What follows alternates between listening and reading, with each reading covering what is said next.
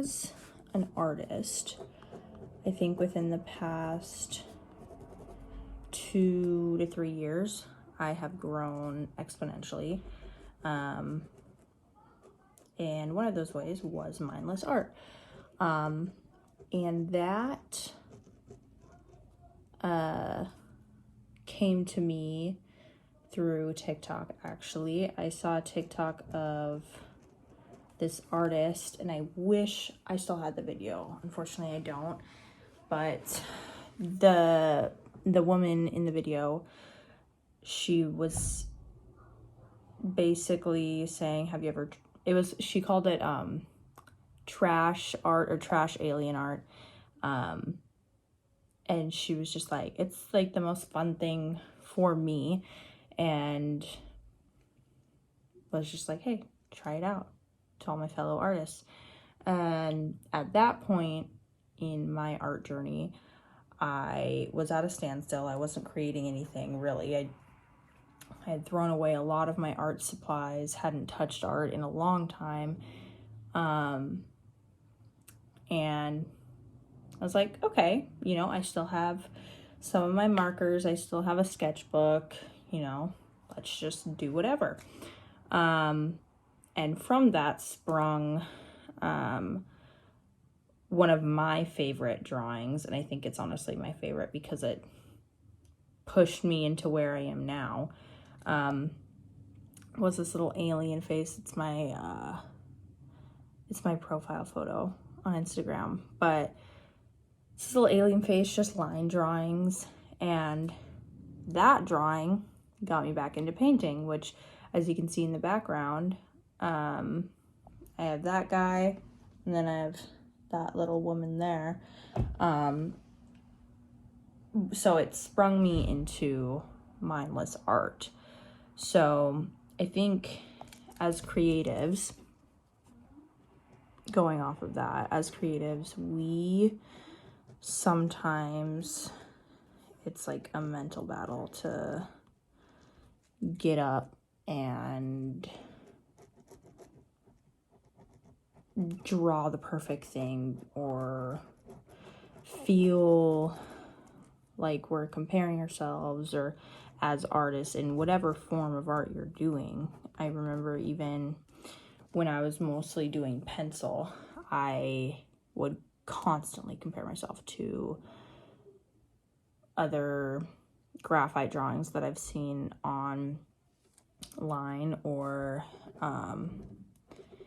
really anywhere.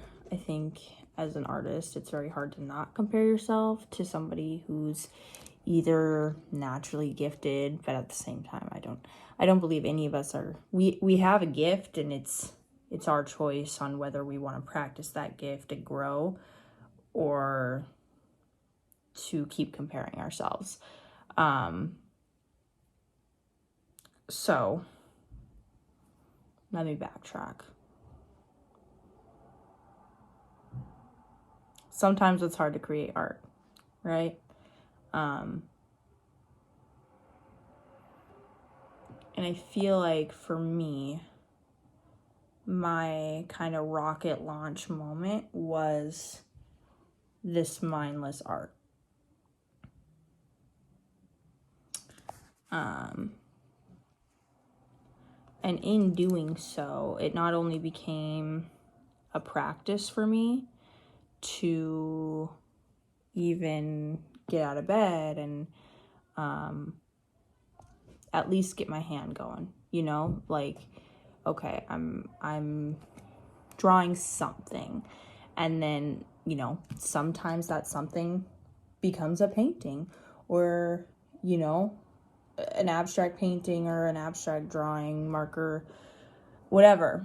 Sometimes that practice becomes much more. But sometimes that practice, it's just getting your mind in that headspace of, okay, I'm drawing now, you know, because some people will also, now that I've started posting, you know, my paintings and things like that, because before I wasn't posting at all. I didn't post any of my art, and I think I've talked about that in a previous video.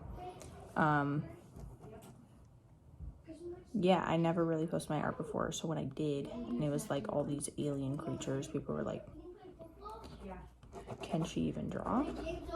And I was like, yeah, you know, I can draw a lot of things. I can draw realism. I can't paint realism so much. I'm not so familiar with that, but I'm very confident in my abilities to draw realism.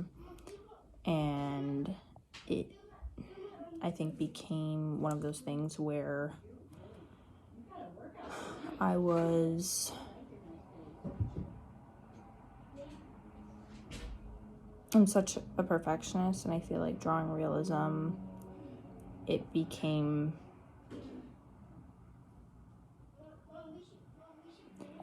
too stressful in a way. Like, everything always needed to be perfect. And that sort of thought process, because when you are drawing realism, I mean, the goal is to match what you're drawing, right? And I suppose other people would say, compared to others, like, I am good at that, but in the same right, drawing more mindlessly and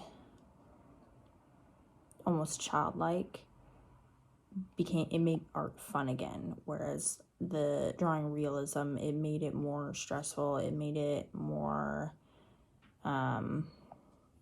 restrictive, and I didn't like that.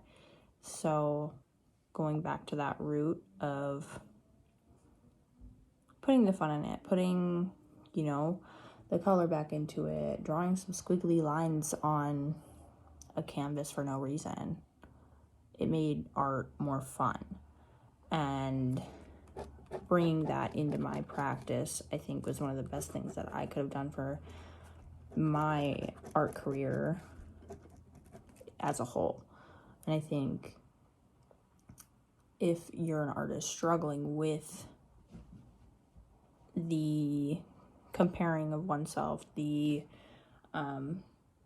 stress of getting everything perfect, even nothing is always perfect. We're not robots, you know?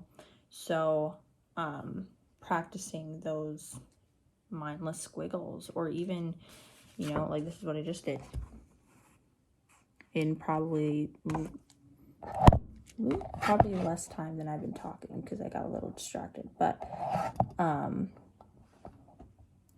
just putting something on paper and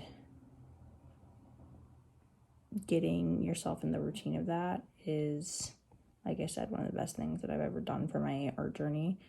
And I think it could benefit a lot of artists. And it can go for a lot of other things too. Just don't be so hard on yourself. Yeah. But mindlessness is awesome and a great practice in a sense. So yeah, with that, here's my art piece from today. Pink pen, nothing special. Some people will find it cool, some people will hate it, and that's okay. Do with that as you will. Peace.